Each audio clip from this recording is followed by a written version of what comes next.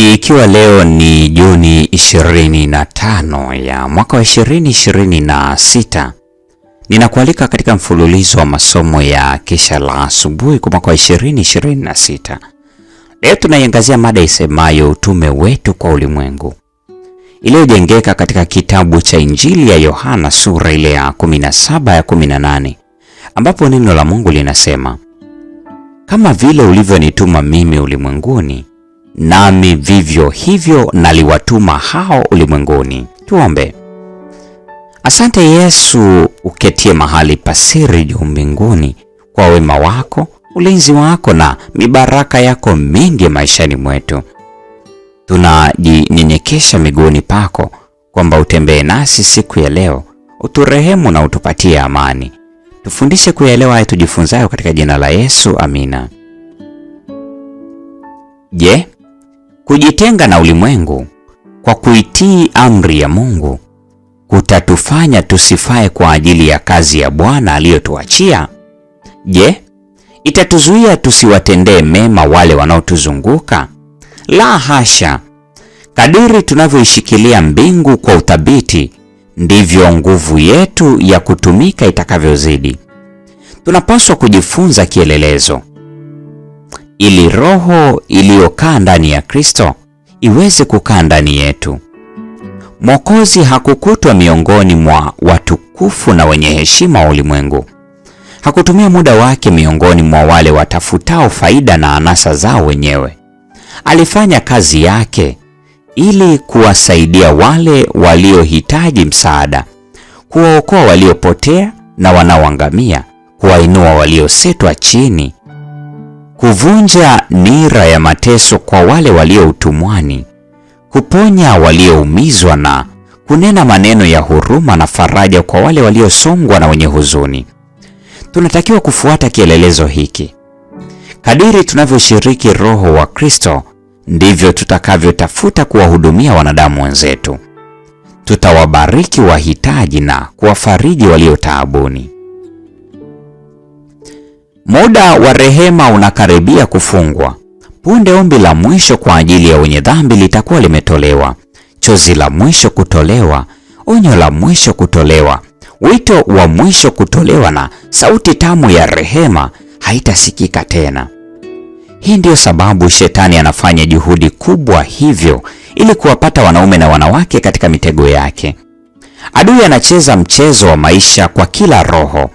Anafanya kazi ili kuondoa toka kwetu kitu chochote chenye asili ya kiroho na mahali pa neema ya Kristo ya thamani, kuizingira mioyo yetu kwa tabia za uovu, za asili ya kimwili, chuki, kuwazia mabaya, wivu, kuupenda ulimwengu, kujipenda nafsi, kupenda anasa na kiburi cha uzima. Tunahitaji kuimarishwa dhidi ya adui ajaye, maana tusipokuwa wakeshaji na wenye kuomba sana, maovu haya yataingia moyoni na kuyazinga yale yote yaliyo mema.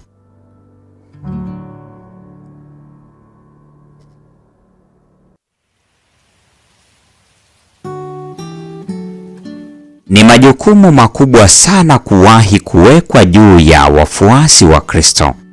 Ni wajibu muhimu sana kuakisi nuru ya mbinguni juu ya ulimwengu uliofunikwa na giza.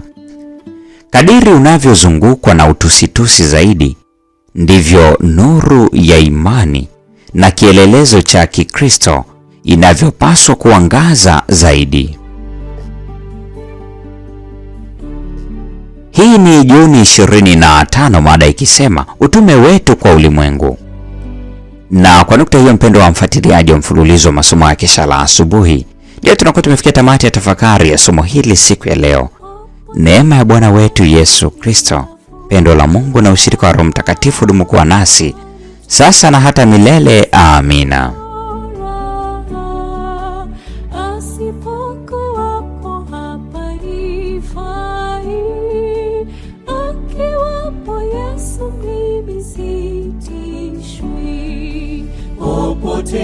Popote sina mashaka, popote na Yesu naweza kwenda, popote popote, popote sina mashaka, popote na Yesu naweza kwenda.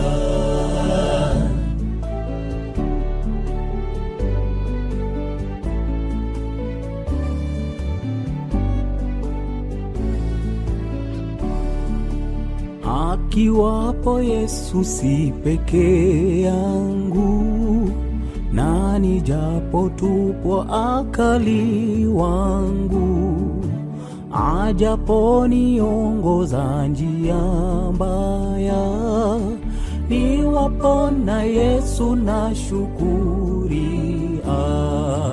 Popote, popote sina mashaka, popote na Yesu naweza kwenda. Popote, popote sina mashaka, popote na Yesu naweza kwenda.